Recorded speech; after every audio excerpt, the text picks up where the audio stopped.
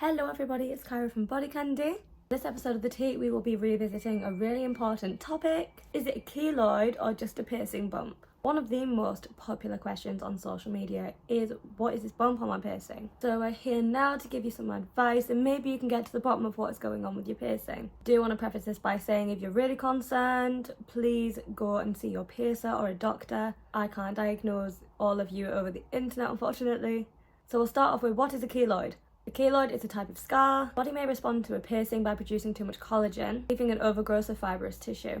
They can appear as raised scars, and they can appear from any time between 3 months to a year after getting a piercing. The colour of the scar can widely depend on your skin tone. Their growth rate can be very slow or very fast. And they can become incredibly large too. They can feel soft and doughy or rubbery and hard. And they might itch or hurt, and this is why some people do confuse them with a piercing bump. So what is a piercing bump, aka irritation bump? A small bump which is most frequently on cartilage piercings. They can be caused by a direct injury, such as snagging your jewellery on a piece of clothing, or if a piercing is done at an improper angle, and you get them from this because the jewellery is pressing down on one side harder than the other. They may have a crusty appearance and ooze a little bit of fluid. They may also itch, and if it is caused by injury, they might hurt a lot as well. So what is the difference? A keloid may begin to extend past the original point of the piercing. An irritation bump will remain exactly around the piercing point.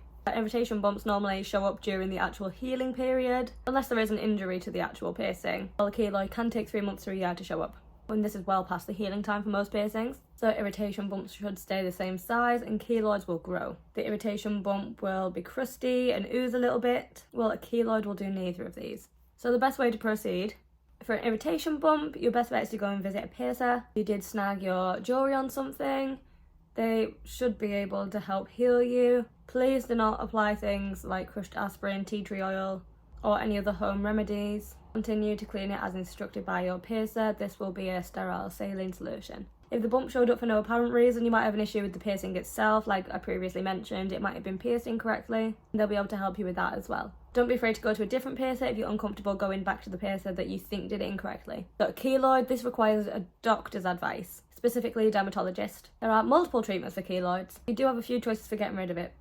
Unfortunately, once you develop keloids, you are more prone to developing them in the future. It shouldn't put you off piercings entirely, but it is a risk to take into consideration. Thank you for watching this episode of The Tea. I really hope this helped with any piercing issues that you might have.